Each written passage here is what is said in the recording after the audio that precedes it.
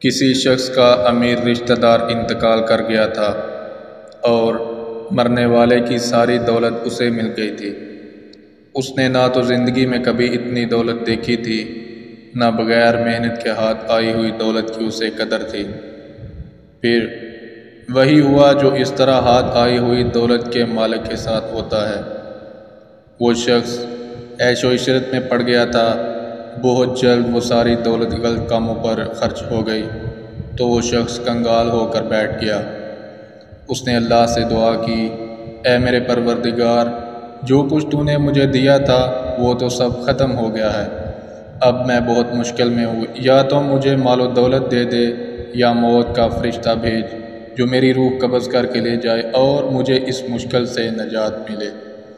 اس نے دعا کے ساتھ چیخ و پکار بھی کی تھی۔ اسے پھر سے ویسی ہی دولت چاہیے تھی جو محنت کے بغیر ہاتھ لگ جائے۔ اللہ سے مانگنے والا خالی ہاتھ نہیں لوٹتا۔ ایک رات اس لالچی شخص نے خواب میں دیکھا کہ ایک فرشتہ اسے یہ خوشخبری دے رہا ہے کہ اے خوش نصیب، یہاں کیا کر رہے ہو؟ اللہ نے تمہاری دعا قبول کر لی ہے۔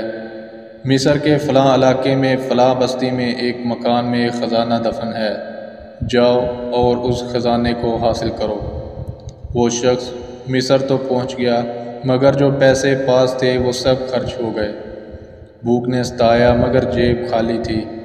بھیک مانگنے کا خیال آیا تو صحیح مگر ہمت نہ ہوئی کہ کسی کے آگے ہاتھ پھیلائے۔ رات کو چوروں کی وارداتوں سے لوگ بہت تنگ تھے۔ کوتوال شہر پولیس کے ساتھ رات بھر گشت کر رہا تھا۔ خلیفہ وقت نے یہ احکامات جاری کر رکھے تھے کہ چوری میں ملوث مشکوک شخص کے ہاتھ کاٹ ڈالا کرو۔ سپاہیوں کی نفری بڑھا دی گئی تھی۔ اس کی اطلاع ملتے ہی چوروں نے ڈر کے مارے رات کو چوری کی غرض سے نکلنا بند کر دیا تھا۔ یہ شخص تو بغداد سے مصر پہنچا تھا اور اس صورتحال سے بے خبر تھا۔ کوتوال شہر نے اسے پکڑ کر پوچھا، تم کون ہو اور رات کو اس وقت یہاں کیا کر رہے ہو؟ اس نے روتے ہوئے جواب دیا، مجھے مت مارو، میں ساری حقیقت بتاتا ہوں۔ اس نے بغداد سے مصر تک کے سفر کے بارے میں اور خزانے والے خواب کے بارے میں ساری بات کوتوال شہر کو بتا دی۔ کوتوال شہر نے اس سے کہا، تو بھی بڑا بیوقوف ہے۔ خواب کو سچ سمجھ کر تو خزانے کے لالچ میں بغداد سے مصر پہنچ گیا۔ اب میری سن۔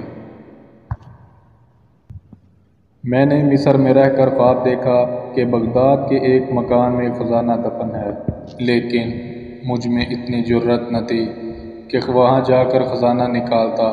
میرا دل مجھ سے کہتا تھا کہ تیرا گھر تیرا خزانہ ہے اور تو اس خزانے پر اطمینان سے بیٹھا ہے۔ تجھے کس شے کی کمی ہے؟ کوتوال شہر کے ہاتھوں مار کھانے کے بعد اس شخص کو پتہ چلا کہ کوتوال نے بغداد کے جس محلے اور مکان کا ذکر کیا تھا وہ تو اسی شخص کا گھر تھا۔ اس نے اللہ کے شکر سے پہلے کوتوال شہر کا شکریہ ادا کیا اور مصر سے واپس بغداد کے لیے روانہ ہو گیا تھا۔